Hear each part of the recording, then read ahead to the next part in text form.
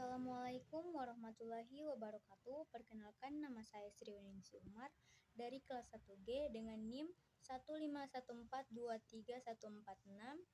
Dibuatnya video ini untuk memenuhi tugas bahasa Indonesia dengan dosen pengampu Ibu Vidya Monoarfa, MPD. Yang pertama ada sejarah lahirnya bahasa Indonesia.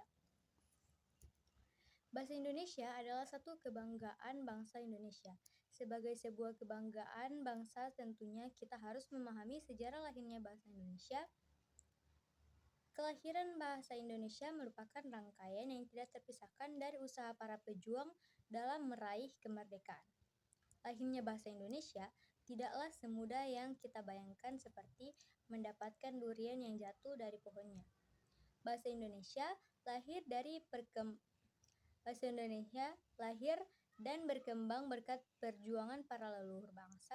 Dengan kata lain, bahasa Indonesia lahir diiringi tetesan keringat, tetesan darah, dan tetesan air mata para pejuang terdahulu sebelum 1928. Bahasa Melayu sebagai asal bahasa Indonesia. Tentunya kita sudah sepakat bahwa bahasa Melayu merupakan asal bahasa Indonesia. Sejak dulu, bahasa Melayu adalah bahasa yang digunakan di daerah Jambi, di Palembang, dan Kepulauan Bangka. Hal ini sudah dibuktikan ketika ditemukannya beberapa prasasti, yaitu prasasti di Kedukan Bukit tahun 683 Masehi Palembang, Talang Tuo tahun 684 Masehi di Palembang, Kota Kapur tahun 684 Masehi Bangka Barat, dan Karangbrahi tahun 688 Masehi di Jambi. Prasasti itu bertuliskan huruf pranagara berbahasa Melayu kuno. Pada zaman Sriwijaya, bahasa Melayu dipakai sebagai bahasa kebudayaan, yaitu bahasa buku pelajaran agama Buddha. Bahasa Melayu juga dipakai sebagai bahasa perhubungan antar suku di Nusantara dan sebagai bahasa perdagangan, baik sebagai bahasa antar suku di Nusantara maupun sebagai bahasa yang digunakan para pedagang yang datang dari luar Nusantara. Kedudukan bahasa Indonesia. Sejarah kelahiran bahasa Indonesia berasal dari bahasa Melayu yang sudah menjadi lingua franco atau bahasa perhubungan di antara masyarakat. Hal tersebut dapat menjelaskan kedudukan bahasa Indonesia. Kedudukan bahasa Indonesia pada dasarnya dapat dibedakan atas dua hal yang bertolak dari sejarah pertumbuhannya, yakni sebagai bahasa nasional dan bahasa negara. Kedudukan bahasa Indonesia sebagai bahasa nasional. Kedudukan bahasa Indonesia sebagai bahasa nasional adalah kedudukan yang paling dahulu muncul dari bahasa Indonesia. Kedudukan ini melekat sejak Sumpah Pemuda tahun 1928 dengan ikrar yang ketiga berbunyi menjunjung tinggi bahasa persatuan bahasa Indonesia. Sejak tanggal 28 Oktober 1928, bahasa Indonesia resmi telah diakui keberadaannya dan bangsa ini punya kewajiban menjunjung tinggi bahasa pemersatu bangsa. Yang kedua, ada kedudukan bahasa Indonesia sebagai bahasa negara. Kedudukan negara sama saja dengan bahasa nasional atau bahasa persatuan. Artinya, bahasa negara merupakan bahasa primer dan baku yang sering kali kita gunakan pada kesempatan yang formal. Selanjutnya ada fungsi bahasa Indonesia. Fungsi bahasa Indonesia sebagai bahasa nasional sebagai berikut. Lambang kebangsaan nasional, bahasa Indonesia memancarkan nilai-nilai sosial budaya luhur bangsa Indonesia. Lambang identitas nasional, bahasa Indonesia merupakan lambang bangsa Indonesia. Ini berarti melalui bahasa Indonesia orang lain akan dapat mengetahui siapa kita, yaitu sifat, perangai, dan watak sebagai bangsa Indonesia. Yang ketiga, alat pemersatu masyarakat yang berbeda-beda, latar belakang sosial budaya dan bahasanya. Dengan fungsi ini memungkinkan masyarakat Indonesia yang ragam latar belakang sosial budaya dan berbeda-beda bahasa dapat menyatu dan bersatu dalam kebangsaan, cita-cita, dan rasa nasib yang sama. Ada yang berikutnya ada alat perhubungan antar budaya dan antar daerah. Dengan bahasa Indonesia, kita dapat saling berhubungan untuk segala aspek kehidupan. Fungsi berikutnya, fungsi bahasa Indonesia sebagai bahasa negara, yaitu sebagai berikut. Pertama, bahasa Indonesia sebagai bahasa resmi kenegaraan, kedudukan pertama dari kedudukan bahasa Indonesia sebagai bahasa negara dibuktikan dengan digunakannya bahasa Indonesia dalam naskah Proklamasi Kemerdekaan Republik Indonesia. Yang kedua, bahasa Indonesia sebagai alat pengantar dalam dunia pendidikan. Kedudukan kedua dari kedudukan bahasa Indonesia sebagai bahasa negara dibuktikan dengan pemakaian bahasa Indonesia sebagai bahasa pengantar di lembaga pendidikan dan taman kanak-kanak hingga perguruan tinggi. Yang ketiga, bahasa Indonesia sebagai perhubungan pada tingkat nasional. Kedudukan ini dibuktikan dengan digunakannya bahasa Indonesia dalam hubungan antar badan pemerintah dan penyebarluasan informasi kepada masyarakat. Yang keempat, bahasa Indonesia sebagai pengembangan kebudayaan nasional, ilmu, dan teknologi. Kedudukan keempat dari kedudukan bahasa Indonesia sebagai bahasa negara dibuktikan dengan penyebaran ilmu pengetahuan dan teknologi, baik melalui buku-buku pelajaran, buku-buku populer, majalah-majalah ilmiah, maupun media cetak lainnya. Kita masuk yang terakhir, ada manfaat bahasa Indonesia. Yang pertama, sebagai komunikasi.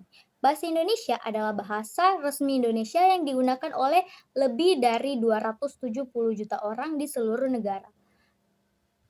Kemampuan berbicara bahasa Indonesia memungkinkan kita berkomunikasi dengan lebih banyak orang di Indonesia.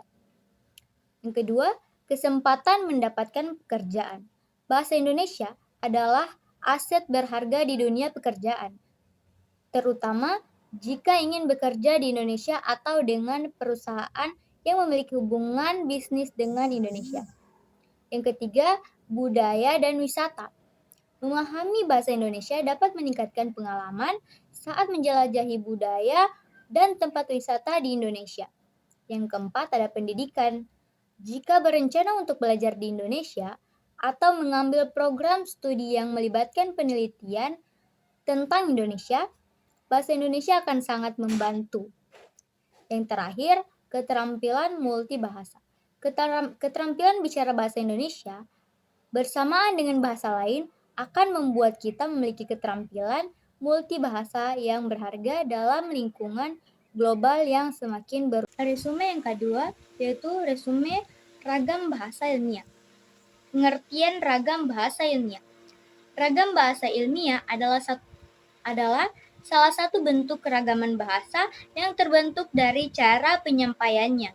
Menurut Kamus Besar Bahasa Indonesia, ilmiah adalah sesuatu yang bersifat keilmuan, artinya ragam bahasa ilmiah merupakan bahasa yang disampaikan dalam ranah ilmiah atau akademis. Karena sifatnya yang ilmiah, kalian umumnya bakal menemukan banyak penggunaan ragam bahasa ilmiah dalam tulisan-tulisan akademis seperti jurnal ilmiah, artikel ilmiah, skripsi, hingga penulisan makalah. Kemudian ada ciri-ciri ragam bahasa ilmiah. Berdasarkan artikel Kemendikbud, berikut adalah ciri-ciri ragam bahasa ilmiah. Yang pertama, cendekia atau bersifat cerdik merupakan salah satu ciri ragam bahasa ilmiah yang menandakan bahwa bahasa yang digunakan sudah tepat sehingga informasi tersampaikan dengan baik. Yang kedua, lugal dan jelas, yaitu bahasa yang digunakan mampu menyampaikan informasi dengan jelas dan tidak bermakna ganda. Yang ketiga, bertolak pada gagasan, yaitu penyampaian informasi berdasarkan pada gagasan utama atau tidak bersifat subjektif.